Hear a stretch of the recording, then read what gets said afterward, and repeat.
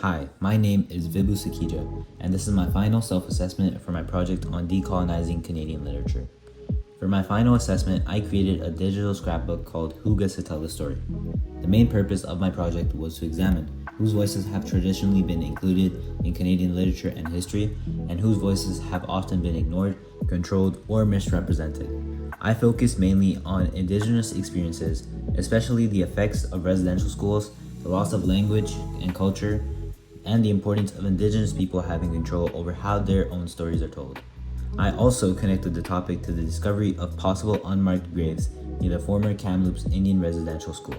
This discovery caused many Canadians to pay more attention to the experiences of residential school survivors, even though Indigenous communities had already been speaking about these experiences for many years. My project examined why listening to Indigenous writers, artists, survivors, and communities is necessary when studying Canadian literature. I explored the topic through several critical lenses, including the Indigenous lens, the powerless lens, the feminist lens, and the mental health and wellness lens. I used written texts, videos, artwork, news articles, photographs, and symbolic images.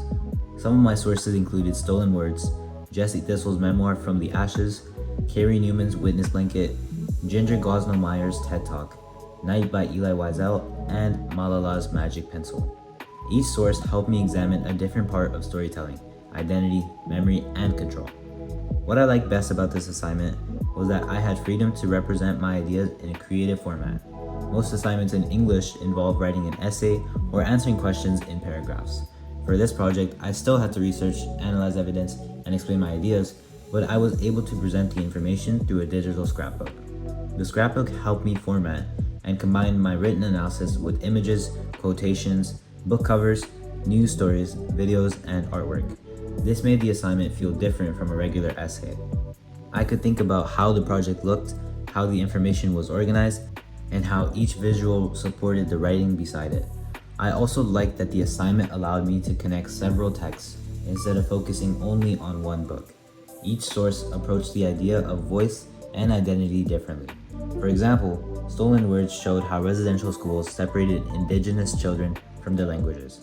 From the Ashes showed how Jessie Thistle reclaimed control over his own life story by writing about homelessness, addiction, family, and Métis identity. The Witness Blanket used objects from residential schools to preserve memories and experiences that could have otherwise been forgotten or denied. I found it interesting that a book, speech, artwork, photograph, or personal story could all communicate information in different ways. A news article might provide dates and facts, while a memoir can show what an experience felt like for the person living through it. Artwork can communicate ideas through objects, colors, and symbols. Using all these forms helped me understand that literature can include many ways of telling a story. The topic also felt meaningful because it asked me to think about how Canadian history has been taught.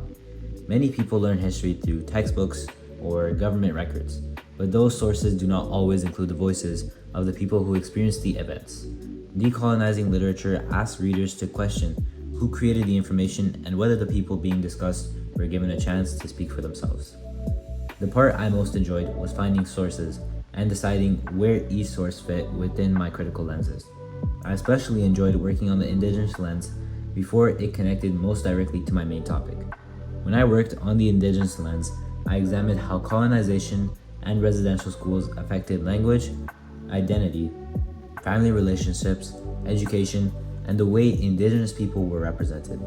I used Stolen Words because the story clearly shows the damage caused when a child is punished for speaking her language. Later, her granddaughter helps her begin reclaiming the words that were taken from her. I liked this source because it showed both the harm caused by the residential schools and the possibility of cultural reclamation. I also enjoyed learning about Carrie Newman's Witness Blanket. The artwork contains pieces and objects connected to residential schools, churches, government buildings, and Indigenous communities. I thought this was a strong source because the physical objects act as evidence. They carry memories from real places and people.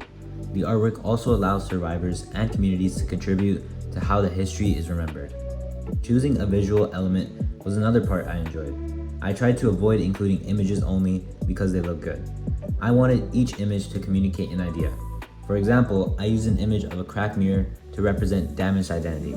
A mirror normally reflects how a person sees themselves, but a crack reflection is broken into separate pieces. I connected this to how colonization and residential schools disrupted identity by separating children from their families, languages, names, and cultural practices. I also used images to connect books to speakers, survivors, and indigenous artwork. I had to think about where the images should appear, what text should be placed near them, and whether the audience would understand the connection. This part allowed me to use creativity while also making academic choices. Another part I enjoyed was making connections between indigenous experiences and some of the other texts we studied. For example, Night by Elie Wiesel describes an attempt to erase the identity, dignity, and humanity of Jewish people during the Holocaust. Malala's Magic Pencil discusses a girl speaking against the efforts to prevent girls from receiving an education. These histories are different, so I had to avoid treating them as if they were the same. However, they helped me discuss how people in power can try to control education, memory, language, and whose stories are allowed to be heard. Overall, I would assess my work as good, with some parts reaching an outstanding level. I believe I completed the main requirements and showed a clear understanding of decolonizing Canadian literature. I used several critical lenses, included a range of sources, provided analysis, and created a final product that combined writing with visual design. I think my indigenous lens was one of the strongest parts.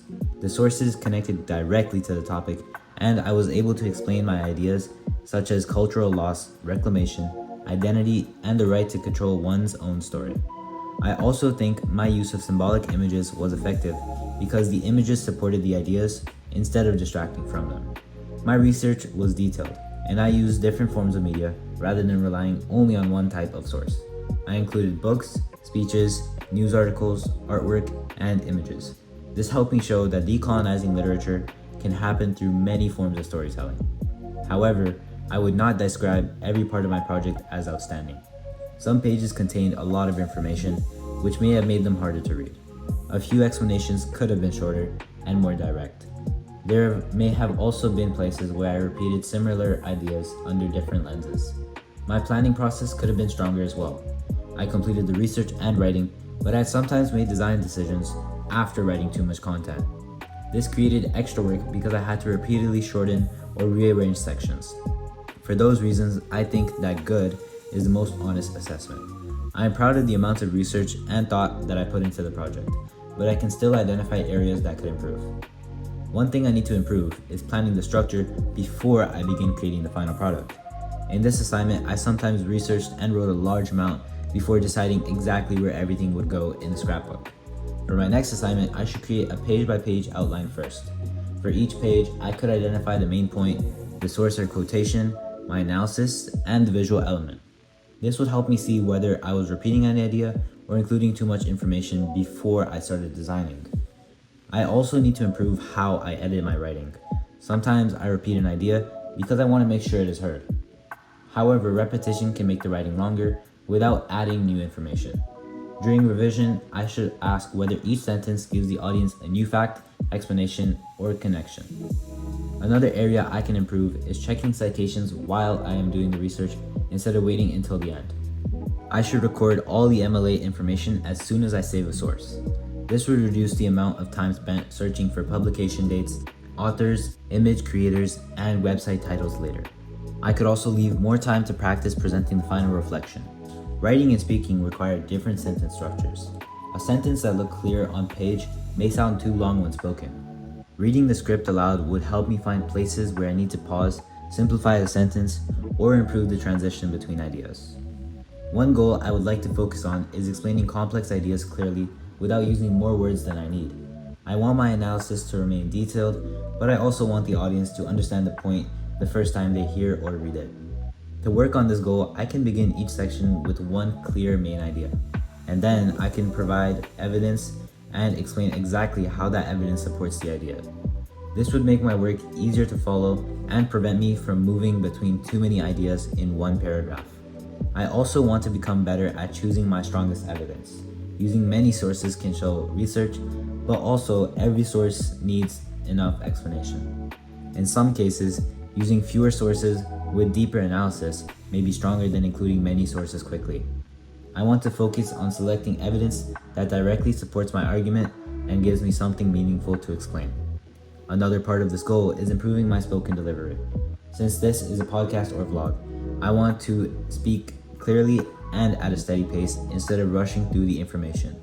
I also want the reflection to sound natural rather than like I'm reading my essay word for word. Practicing the script and becoming familiar with the main points should help me sound more confident. Overall, this assignment helped me understand that control over storytelling affects how people, communities, and historical events are remembered. Decolonizing Canadian literature requires readers to listen to Indigenous voices, question older versions of history, and consider who had the authority to create those versions.